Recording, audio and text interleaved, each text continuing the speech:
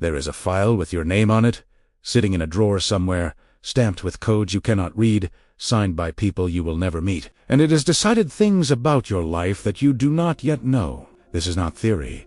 This is documented reality, proven by folders released through legal battles that took decades, folders that should never have existed but were created anyway, and stored carefully in archives designed to outlast memory. The file I am about to describe to you is real. Declassified after 38 years. A physical manila folder marked with red ink and containing 47 pages about a man who never knew he was being watched. His name was David. He was 22 years old when the file was opened, and the stamp across the cover read, "Potential threat," in letters that had been pressed so hard into the paper that you could feel them on the other side.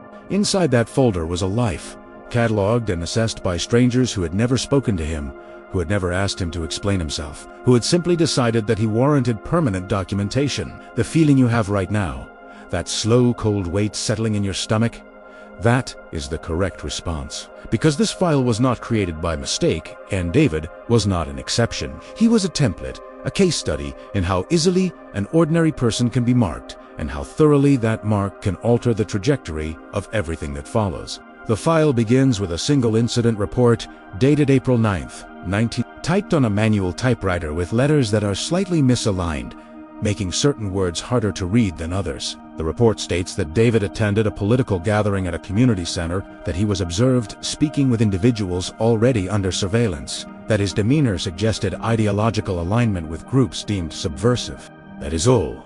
No crime committed, no violence threatened, just attendance and conversation, documented by someone watching from across the room or perhaps from a parked car outside. But that single report was enough to generate the file, to assign David a case number, to create a permanent record that would follow him through systems he did not know existed. The second page in the folder is an authorization form, signed by a supervisor whose name has been redacted but whose signature remains visible, granting permission for ongoing monitoring without judicial review. The legal justification cited is national security interest, a phrase so broad that it could mean almost anything, and in practice meant whatever the person signing the form decided it meant. From that point forward, David's life was no longer entirely his own. It was also data, information to be collected, analyzed, and filed away in a folder that grew thicker with each passing year. Page 7 contains a list of his known associates, 17 names with brief descriptors: friend from college, co-worker, neighbor, romantic partner, each one assessed for their own potential risk. Page 12 is a floor plan of his apartment, sketched by hand, showing the location of windows, doors, and what the analyst noted as possible exit routes, as if David were planning an escape from his own home. Page 19 documents the books he owned. Titles copied from a library checkout record that someone had accessed without his knowledge or consent. Marked with handwritten notes about ideological content. The analyst had circled certain titles, had written question marks next to others, had created a reading list that was then used to assess David's political orientation and perceived threat level. Page 23 contains photographs, grainy, black and white images taken from a distance, showing David entering buildings, standing on street corners, sitting in cafes, living his life while someone watched and documented. In one photograph, he is laughing, his head thrown back, caught in a moment of joy that was being recorded as evidence, as data, as something that might later be used against him in ways he could not predict. The file tracks his employment, noting when he applied for jobs, when he was interviewed, when he was rejected, and in several cases the analyst added a note stating that the employer had been contacted and advised.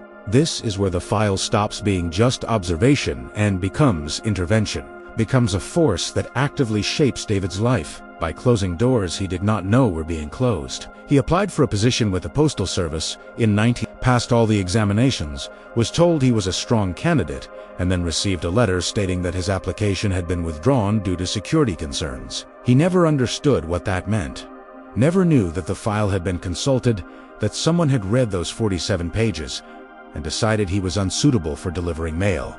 The same pattern repeated with a teaching position, with a state contractor job, with opportunities that should have been his, but were quietly removed because of words written about him by people he had never met. Page 31 documents his travel, every flight he booked, every border he crossed, every hotel he stayed in, compiled from records that were supposed to be private but were accessible to anyone with the right clearance. In 1979, he traveled to Canada for a friend's wedding. A simple trip that should have been unremarkable, but the file notes that he was stopped at the border and questioned for 40 minutes about his political views. He thought it was random. Bad luck. The kind of thing that happens sometimes. But it was not random. It was the file. It was the system recognizing his name and flagging him for additional scrutiny. The psychological impact of these accumulated incidents, of opportunities lost, and questions asked, and suspicions implied, shaped David's sense of himself in ways that are difficult to measure, but impossible to deny. He became cautious, withdrawn, reluctant to express opinions or attend gatherings, not because he had been punished, but because he had learned that something undefined was watching and judging. If you want to understand how these systems evolved and how they operate in your life today, subscribe to stay informed, because the file never closed. It just became digital. Page 39 is a psychiatric evaluation, not conducted by a doctor David ever visited, but assembled from medical records that were accessed without his permission and interpreted by an analyst with no clinical training. The evaluation concludes that David exhibits signs of paranoia and social withdrawal, symptoms that the analyst attributes to possible radicalization, never considering that these symptoms might be the result of being surrounded. This is the cruel irony of the file.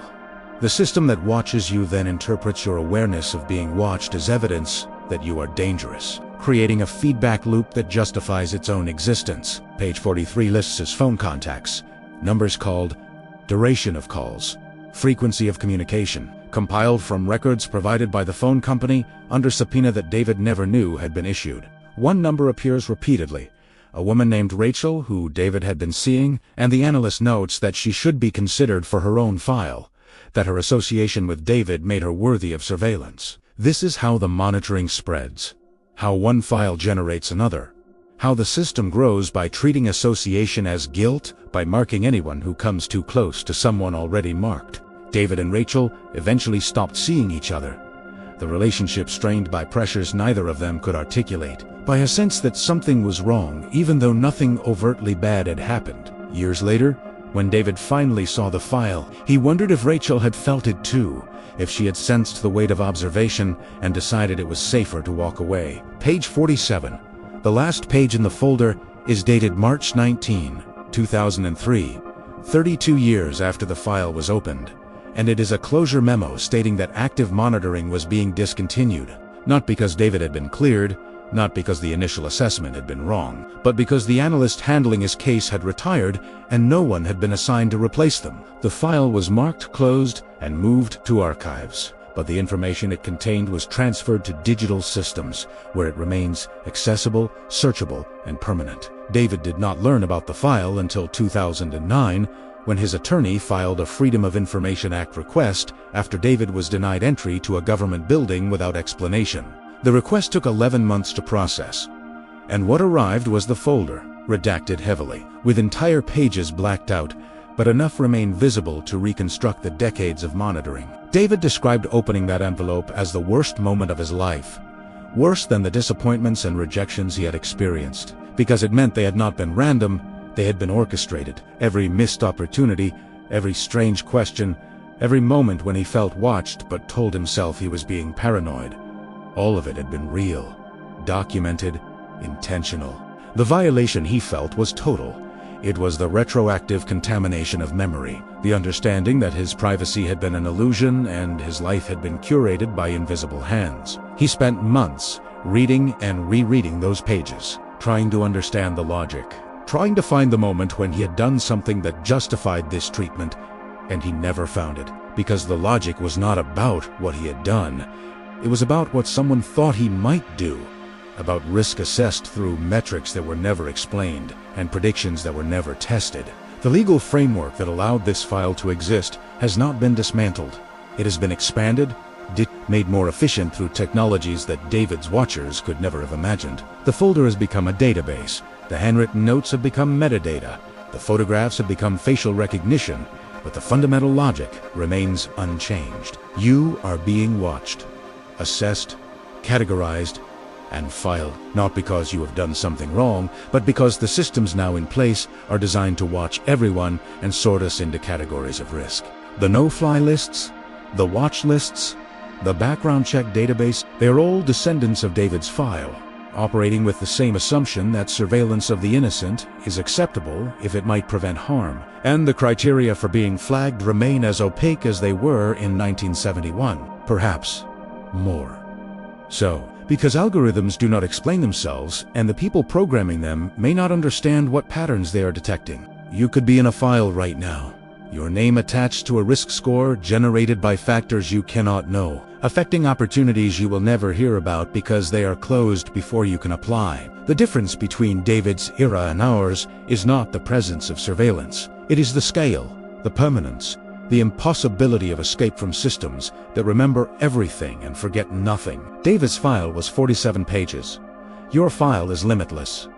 It grows with every search you conduct, every purchase you make, every place you go, every person you contact. And unlike David, you will probably never see it, never know what has been written about you, never get the chance to contest the conclusions that have been drawn. The companies and agencies building these systems assure us they are necessary, that they keep us safe, that we should trust the process even when the process is secret. But David's file proves what happens when trust is given to systems that operate without oversight.